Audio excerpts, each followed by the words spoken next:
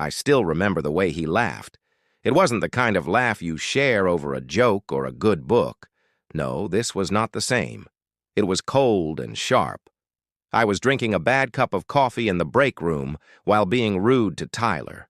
The new acting CEO, who is also the founder's only son, walked in like a boss. The truth is that he owned the place, but he didn't say hello or anything. He didn't say anything. He just leaned against the bar arms with his eyes wandering. "You're Sarah, right?" he asked, looking around the room like he was checking out cattle. I turned around and forced a friendly smile. "Yes, nice to meet you, Tyler. I'm glad you're here." He grinned as if he were sick of me. "Can you come to my office?" I knew what to do. In 5 minutes, bring your laptop. It wasn't a question.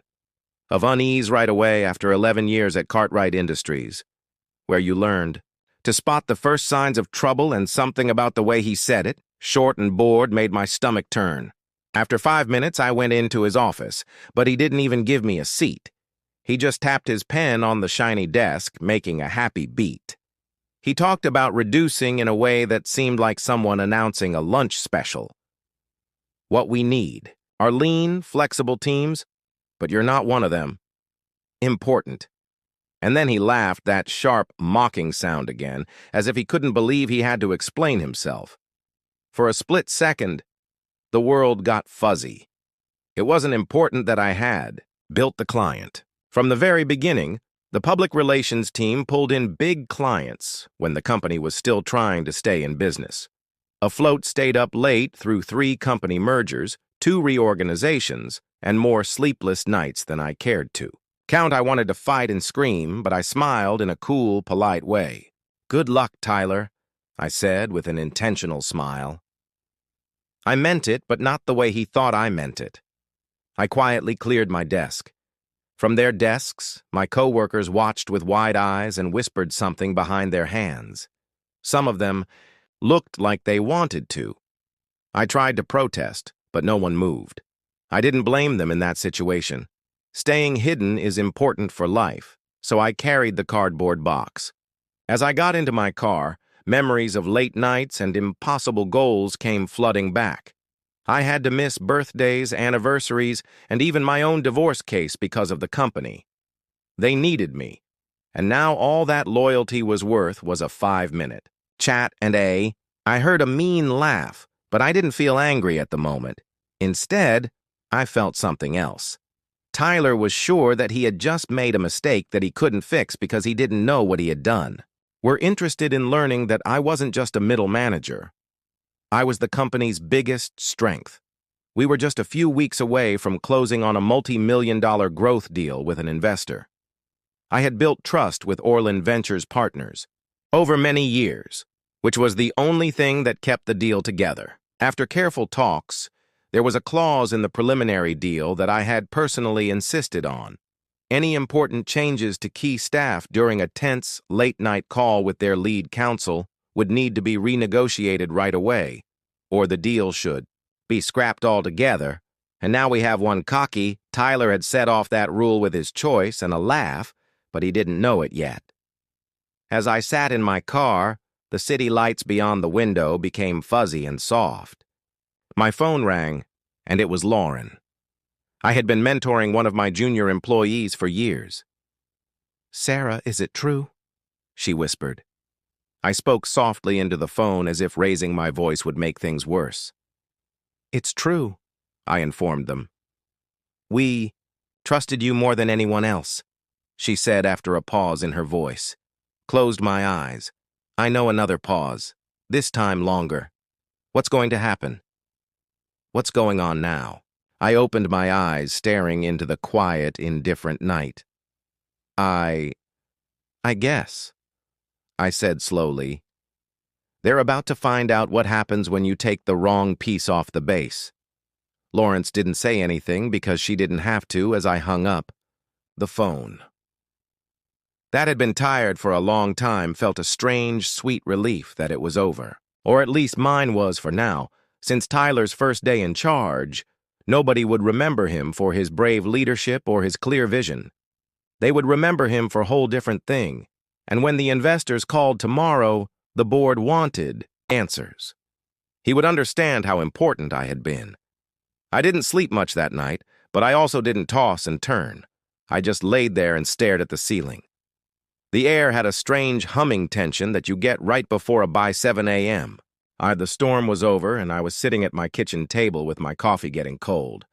In front of me, I was mindlessly scrolling through my phone's news updates. There was nothing wrong yet, or so I thought. They'll fix it before it gets worse, but I knew it wasn't going to be okay when my phone rang again at 8:13 a.m. That message came from Lauren. Investors were scared. Tyler has been in a meeting with legal since 7:30 when he was meant to call, so I smiled slightly. Real wave of happiness ever since he fired me. I could picture it. Tyler was pacing the glass conference room, trying to fake his way through a problem he wasn't even fully aware of. Understand the law by flipping through contracts and finding the phrase I insisted on staring at over and over again. It was 8:45 a.m., so I sipped my cold coffee and thought about how bad things were. There was another message, this time from Matt, an old bank friend.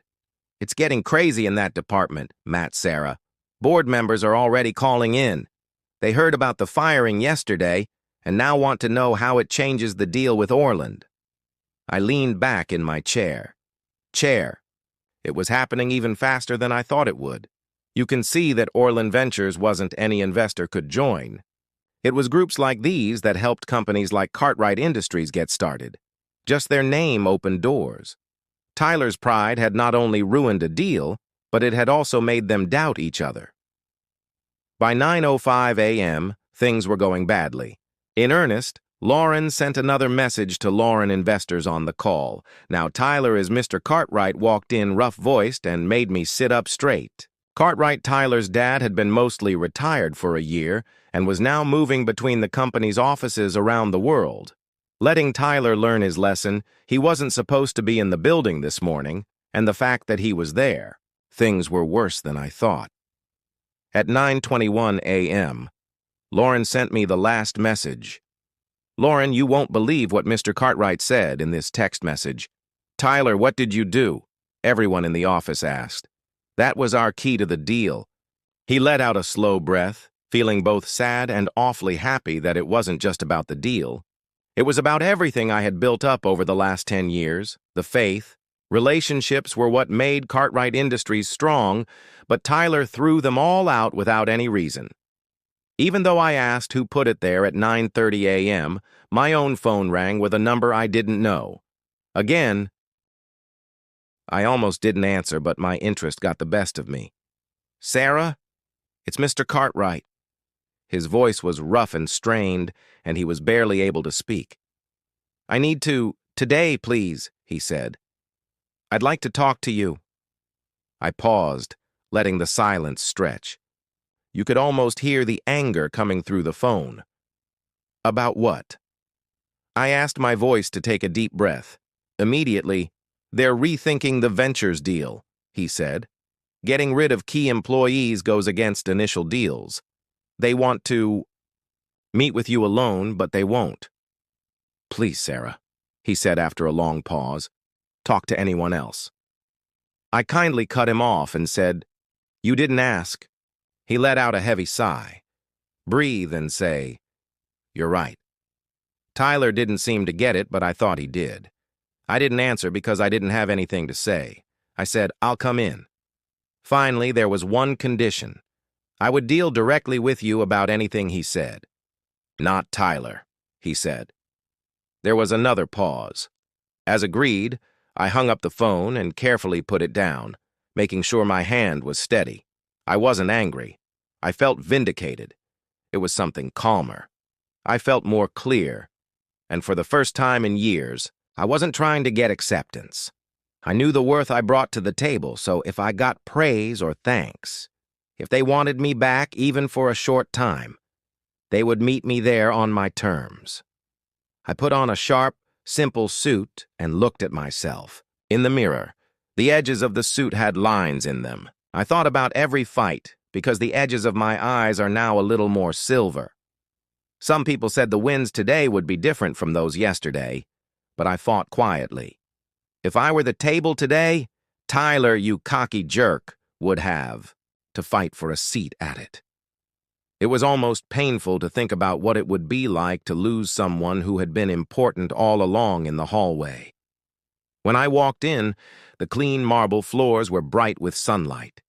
It felt strange to step back into Cartwright Industries, not at all as an employee, but as the front desk worker looked up and saw something new and stronger. Straightened out, Miss Bennett. Sarah, right away. Mr. Cartwright is waiting for you on the 11th floor. I stuttered. I nodded once, calm as When the elevator doors shut behind me, I saw my image in the shiny steel. It was unreadable, just the way I needed to be today. When the doors opened, I went to the upper floor, and the shift began. Conversations dropped to whispers right away in the atmosphere. People knew not only what had happened, but also why I was here. Now Tyler was standing next to the glass conference room. He had his arms crossed and pretended to laugh at something, a junior executive said. Said that when he saw me, his face lost all of its color, and he quickly covered it up with a smirk. He said, "Look who's back!" loud enough for everyone on the floor to hear. "Couldn't stay away, huh?" I asked. I didn't answer. I didn't even blink. I just kept walking. The only sound in the sudden silence was the soft click of my heels as I walked past him. Let him flail and scramble. I was no longer moved by what he said. Mr. Cartwright met me outside of his office. He looked older than the last time we met. When I saw him, he was worn out and frayed in a way that no expensive suit could. Whispered, "Sarah," and put out his hand. I shook it hard, but not violently. Warmth. We still had to talk about some things later. For now, we had He gestured for me to sit down, and I did. The windows in his office looked out over the cityscape like a painting. He said in a low voice, "I'm sorry for how this was handled. You didn't deserve it."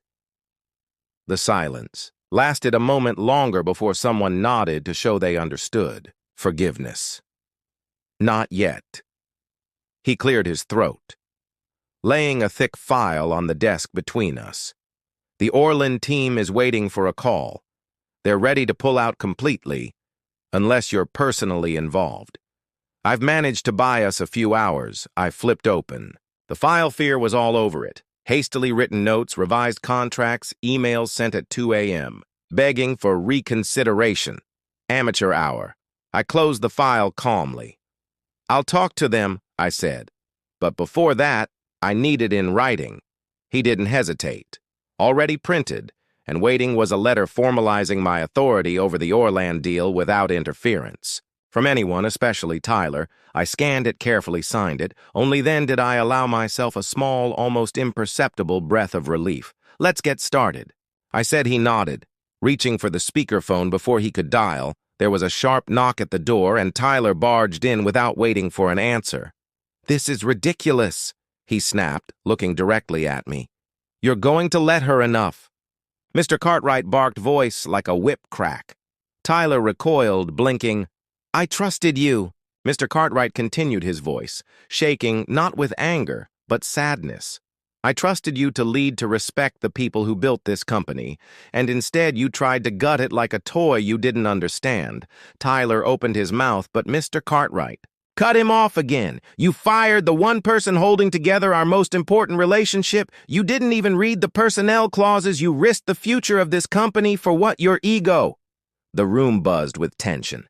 I stayed silent, letting Mr. Cartwright fight his own battle. "You're suspended from all decision. Am effective." Immediately, Mr. Cartwright said, "Legal is writing the fill out the paperwork now, so that if the Orland deal falls through because of you, the board will vote on your—" When Tyler looked at her for the first time, his face turned a bright red color. Truly shocked, as if the truth of what he'd done was finally breaking through the walls of entitlement he'd built up. He yelled at me as he stormed out, "This isn't over!" Didn't answer because it wasn't worth it when the door shut behind him. "Mister, I should have seen it coming, Cartwright grumbled as he sagged in his chair. I kept looking at him. Blind faith is dangerous, I said in a low voice, when it keeps you from seeing the truth. He gave a tired nod and typed in the number for Orland Ventures When the line went off, I straightened my back and got ready to go back into the arena, but not for them or him. Myself. Because sometimes the most powerful thing you can do isn't slam the door behind you as you leave. Going through it again better than ever and making new rules for the call. Linked, the room went quiet. It was time to say good morning, and I did. I could hear the faint sound of an office on the other side as the speakerphone rang in word. Papers were moving. Sarah's words came over the sound of keyboards tapping and the tense silence of people holding their breath. Pierce, who is the managing partner at Orland Ventures, didn't sound more angry than he already was. Sounded cold, and we were shocked to hear that you were leaving, he said carefully. I took a quick look at Mr. Cartwright. He was slouched in his chair, his hands on top of his desk in fists, wasn't saying a word, and I quietly told them that my leaving wasn't my choice. Strategic, I can promise you that. There was a pause that I almost feel them thinking about what I said and deciding if they should trust me. Jonathan spoke again. Voice cut off. We thought you were an important part of this deal, and we trusted you. Extended in large part because of your own leadership. You were right when I said that. Simply, and I take that duty very seriously. Another silence, the heavy, hopeful kind that makes your throat tighten up. They were giving me a chance. And just fun. I leaned forward a little, keeping my voice steady. We're not just based on numbers or vows, but also on the relationship we've built over the last 2 years of a relationship built on trust, honesty, and respect for each other. I'm here today to make sure that stays whole.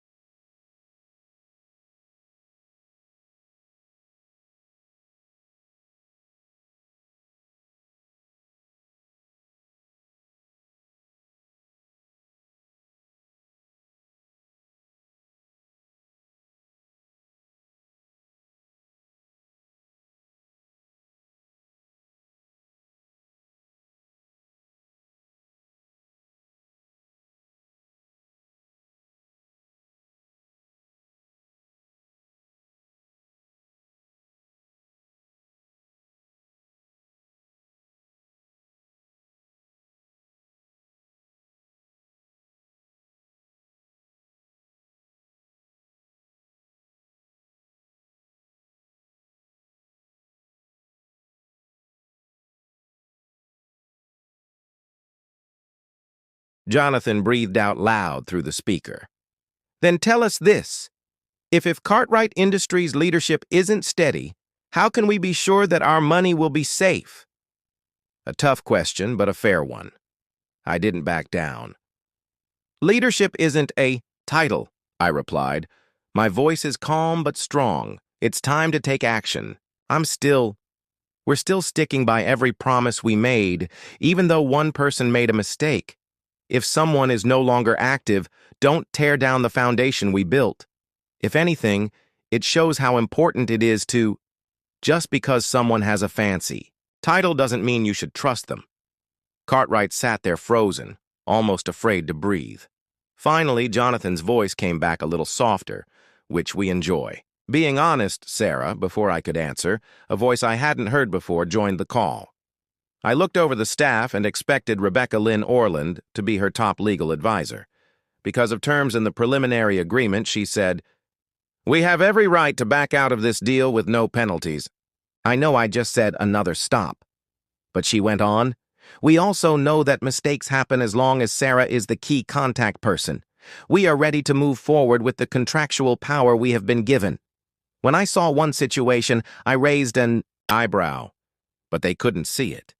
Asked Cartwright Industries to officially admit their mistake and promise to follow through with their plans. In writing, I didn't look at Mr. Cartwright because I didn't need to. This is how much trust cost, and this is the only way to get it back. End of the day, I said. Jonathan cleared his throat. Then we're ready to... As the talks went on, the stress in the room finally broke like ice. Underfoot, Mr. Cartwright sagged, a little in his chair as a wave of comfort went over him. Thank you, Sarah, he said. Jonathan said in a warmer voice. We trusted you before, but now you've only... The call ended with formalities and promises of next steps, but I barely paid attention. The steady throb of adrenaline in my blood was all I could think about as I heard them, not out of fear, but because I knew I had stood my ground and been tried. But I hadn't. Jerked when the call finally ended, and Mr. Cartwright let out a loud breath. You saved us, he said in a huff. You really? I asked with a hand raised. I didn't do it for you, I said. Said in a low voice, I did it for the people who built this company long before Tyler decided to break it up. He agreed. His face slowly showed signs of shame. You deserve better, he said. I know. I answered as I stood there putting together my notes, feeling like the moment was coming to an end. Mr. Cartwright spoke again as I moved toward the door, feeling like a second skin. She told Sarah, we need you here for good. Not just to fix this, but to let's help rebuild, I said, with my hand on the door. Frame. I said over my shoulder, I'll think about it, and I meant it. But if I got it back, it would be on my terms. There would be no more quiet sacrifices, and no more seeing they'd have to pay me to fix what Tyler almost destroyed if they wanted me to.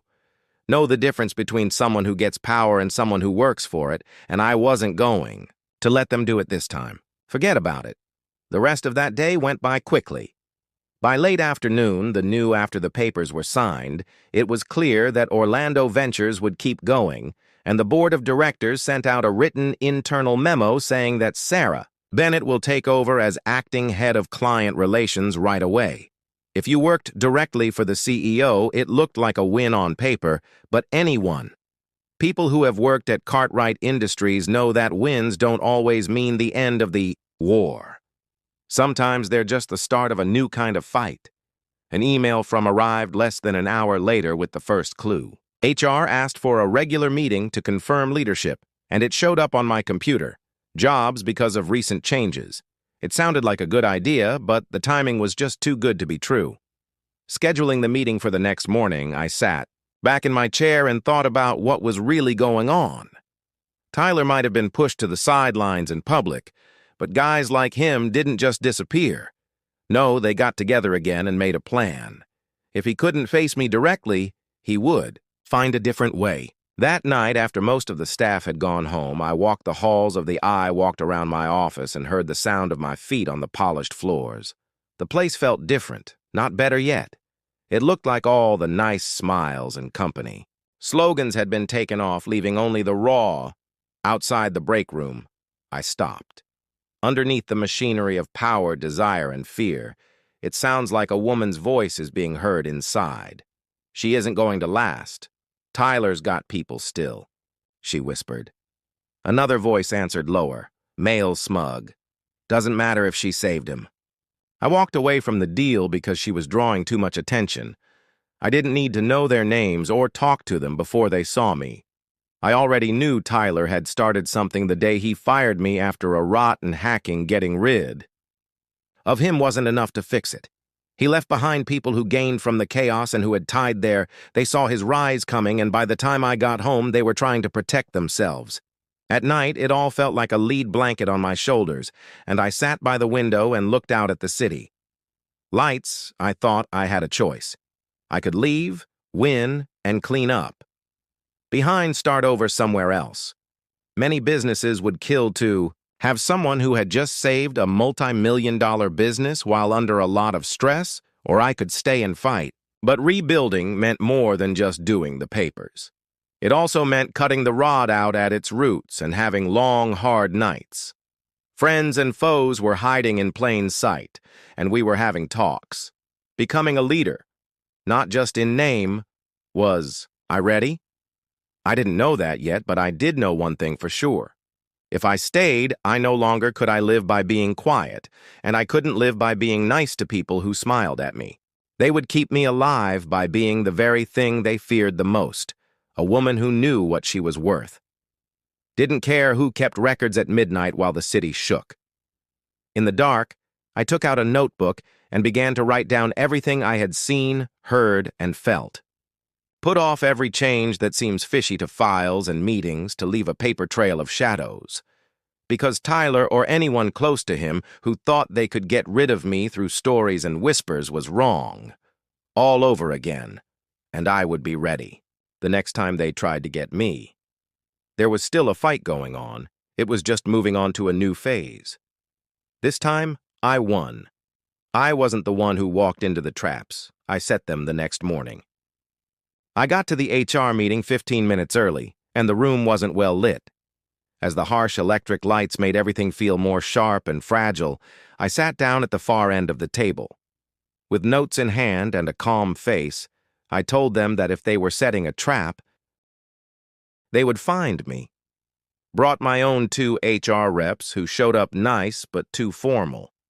It wasn't a surprise when Tyler snuck into the room behind them with a smug smile on his face. Was not meant to be here, but it was clear that he still thought he had moves to make. Sarah, one of the HR reps, began, making a folder smoother. We're here to talk about some issues that have been raised about your recent behavior. I tilted my head a little to look like I was interested, and I repeated the second person's worries. I had worked with a woman named Mara for years, but she looked really uncomfortable and wouldn't look at me. Tyler moved forward. She didn't have to tell me what it was. He asked in a sugary, sweet voice. There have been questions about some people think that your recent actions, while good in the short term, show that you can handle high-pressure relationships. Term could mean instability. Mara ended quietly. There it was, as a traditional form of smear, plant a seed of doubt and whisper about instability, meant to hurt someone's image without any proof, and then took a step back, as if it had never happened. I gave them a small, knowing smile that made them feel better about what was best for the company. Tyler's sluggishness paused for a split second, as I opened my notebook and quickly turned to the pages I had already filled in. Night before. Before we go any further, I said in a clear voice, I'd like to give some records need to be kept. The HR reps blinked, and Tyler froze. I slid the pages across the table and made thorough notes of every strange interaction I had seen in the past few months. Week of strange emails, delays, files not having permission, and false reports sitting through certain departments on certain dates and times, and I've also reported possible IT security failures, I added without a hitch. Here are confirmation. Emails from our systems department has been the subject of an internal probe since last night at the CEO's office. Request, now it was Mara's turn to look shocked. You already told them about this? She asked. I looked nervously at Tyler and said, Of course I said weeks ago when the first signs showed up. I take my responsibilities seriously. There was silence after that. Absolute Tyler opened his mouth and tried to say something, but nothing came out. I was ready and he played his hand too soon. I leaned back a little from my chair and watched as the realization hit him like ink on water. Not only to me, but also to HR, the systems department, and soon to the on the board he had always thought less of me. And now there was Mr. Cartwright walked into the room moments later, called there by Mara's quiet, desperate text. He had nowhere else to hide. When he saw Tyler's face and the papers on the table, he didn't need to know more. "I believe this meeting is over," Mr. Cartwright said. Tyler sputtered. "Dad, listen up. It's not what it looks like, she's you." Mr. Cartwright cut him off. "Are done?" There was no yelling. This time there was no drama, just a simple final statement of fact. HR led Tyler out of the building. Out of the building that afternoon. There was no party or golden handshake to say goodbye. I stayed in the silence not because I had to show anything, but because being a leader isn't about making it through storms. It's about standing tall afterward when everyone else has run away. Over the next few days, the office changed in ways I didn't think possible. People looked me in the eye again, and departments began to share information instead of keeping it to themselves. For the first time in a long time, there was hope. On Friday morning, Mr. Cartwright called me into his office. There was no big event or fake cheers, just a simple letter, slid across the desk and said, "Chief Operating Officer as of right now." I looked up at him and said, "You." He just said, I took the letter, folded it once, and slipped it into my bag. There were no tears or speeches, just a calm acceptance of what I had worked hard for, and won that night. As I left the office, the city stretched out in front of me, bright with possibilities. I knew there would be problems, and there would always be new storms, too. I knew I had to fight new wars, but I also knew something much more important, that you're strong not by how loud you yell, but by how quietly you refuse to break, and no one, not even your boss, can hear you. My selfish son could ever take that away from me again.